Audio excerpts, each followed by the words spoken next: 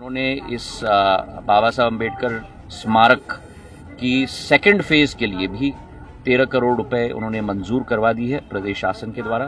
तो पहला फेज़ 8.5 का था, ये 13 का है, तो 22 करोड़ रुपए का ये एक भव्य इमारत बाबा साहब की स्मृति में ग्वालियर में बनने जा रहा है, जिसका मुझे बड़ा गर्व है। दोस्तों, तो जो वीडियो आपने अभी स्क्रीन पर देखा है, ये है केंद्रीय मंत्री मोदी सरकार के ज्योतिरादित्य सिंधिया, और ये उसी ग्वालियर के महाराज कहे जाते हैं जिस ग्वालियर में इस समय बाबा भीमराव अम्बेडकर बनाम बीएम राव का मामला चल रहा है।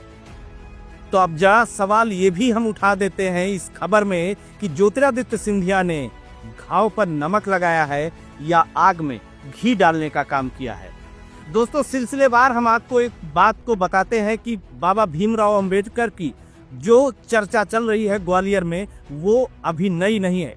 पिछले कई महीनों से वहां पर चर्चा है, और जो उच्च न्यायालय है ग्वालियर का, वहां के जो वकील वो 2 धड़ों में बट गए थे। एक वो धड़ा जो बाबा भीमराव अम्बेडकर के पक्ष में था, उनकी मूर्ति लगवाना चाहता था, और दूसरा वो धड़ा जो एडवोकेट अनिल मिश्रा का था, और वो बीएन राव की तरफ था कि संविधान निर्माता भीमराव अम्बेडकर नहीं बल्कि बीएन राव है। और इसी पे घमासान मचा, और इसी पर ग्वालियर कुरुक्षेत्र बना, जहां पर भीम आर्मी बनाम ब्राह्मण का मामला रहा। हालांकि कुछ दिनों से मामला शांत था, लेकिन एक बार फिर से एडवोकेट अनिल मिश्रा ने पूरा रायता फिर से फैला दिया, और एक बार ये बयान देकर कि भीमराव अम्बेडकर बहुत ही गंदे व्यक्ति थे और वो संविधान निर्माता नहीं थे, बीएन राव है असल में संविधान निर्माता। जैसे ही उन्होंने ये बात कही, उसके बाद एक बार फिर से ओबीसी महासभा ने इस बार मोर्चा संभाला और ग्वालियर में आमना सामना हो गया। और बात ये रही कि अनिल मिश्रा के ऊपर एफआईआर तक हो गई। अनिल मिश्रा खुद को गिरफ्तार करवाने के लिए एसपी कार्यालय तक गए। हालांकि एसपी ने अभी उन्हें गिरफ्तार नहीं किया, लेकिन एक बार फिर से भीमराव अंबेडकर के लिए भीम आर्मी ने फिर से तलवारें खींच ली, और उन्होंने 15 अक्टूबर के लिए जूता फेंक आंदोलन का ऐलान कर दिया। इस ऐलान के बाद दोस्तों, एक बार फिर से ब्राह्मण बनाम भीमराव अंबेडकर के जो भीम आर्मी के लोग हैं, उनके बीच में मामला एक बार फिर से कुरुक्षेत्र की तरह बनने वाला है। दोनों तरफ से अंगारे फेंके जा रहे हैं। जो ब्राह्मण सेना के लोग हैं वो आह्वान कर रहे हैं, और पूरे देश से आह्वान कर रहे हैं कि साथियों, ग्वालियर पहुंचो 15 तारीख को, क्योंकि भीम आर्मी का जवाब देना है। और वहीं भीम आर्मी पूरी तरीके से ये तैयारी कर रही है, और अपने लोगों को उन्होंने ये ऐलान दे दिया है कि जूते बिन बिन कर लाओ, 1 लाख जूते एडवोकेट अनिल मिश्रा के घर में फेंके जाएंगे।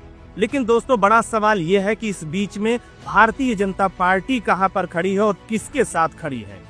दोस्तों, 4-5 दिन पहले ही भारतीय जनता पार्टी के मुख्यमंत्री मोहन यादव ने एक ऐलान किया था कि हम मध्य प्रदेश में डंके की चोट पर पिछड़ों को 27% आरक्षण देंगे, अगर जरूरत पड़ी तो हम 28% भी देंगे।